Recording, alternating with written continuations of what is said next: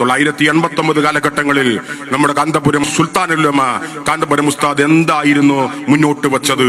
ആ യാഥാർത്ഥ്യങ്ങൾ ഇന്ന് നമ്മുടെ പത്രമാധ്യമങ്ങളിൽ, ദൃശ്യമാധ്യമങ്ങളിൽ നാം എടുത്തു പരിശോധിക്കും. അതിന്റെ മാറ്റൊലികൾ കേട്ടുകൊണ്ടിരിക്കുന്നു. ഇത് നമ്മൾ യാഥാർത്ഥ്യമായി കൊണ്ടിരിക്കുന്നു. 989 എന്തിനു വേണ്ടിയായിരുന്നു സമസ്ത കേരള ജംഇയ്യത്ത് ഉലമയിൽ നമ്മൾ ധീരമായ ഒരു ശബ്ദം ഉയർത്തിയത്? ആ ശബ്ദം ഇന്ന് വർത്തമാന കേരളത്തിൽ അത് ശരികളിലേക്ക് കാണുന്ന കാര്യങ്ങൾ നമ്മൾ കൊണ്ടുപോയിക്കൊണ്ടിരിക്കുന്നു.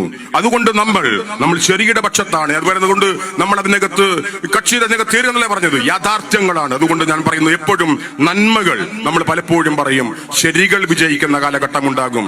ഞാൻ പലപ്പോഴും അങ്ങനെയാണ്. നമുക്ക് പൊതുരംഗത്തിരിക്കുന്നവരാണ്. നമ്മളൊക്കെ പലപ്പോഴും പല പ്രശ്നങ്ങളുമായി ഇടപെടുമ്പം, പക്ഷെ കുറെ കാലങ്ങൾ കഴിയുമ്പം നമ്മൾ പറഞ്ഞ വാക്കുകൾ ശരിയെന്ന് കാണുമ്പം അപ്പോഴാണ് നമുക്ക് ബോധ്യമാകുക, ശരിയുടെ പക്ഷത്ത് ഉറച്ചു നിൽക്കുമ്പം പടച്ച തമ്പുരാൻ കാലങ്ങൾ കഴിയുമ്പം സമൂഹത്തോട്, ലോകത്തോട് വിളിച്ചു പറയും, ആ ശരിയായിരുന്നു, ശരിയെന്ന് വിളിച്ചു പറയുന്ന കാലഘട്ടം ഉണ്ടാകും. ആ കാലഘട്ടത്തിലാണ് നാം നിൽക്കുന്നത്.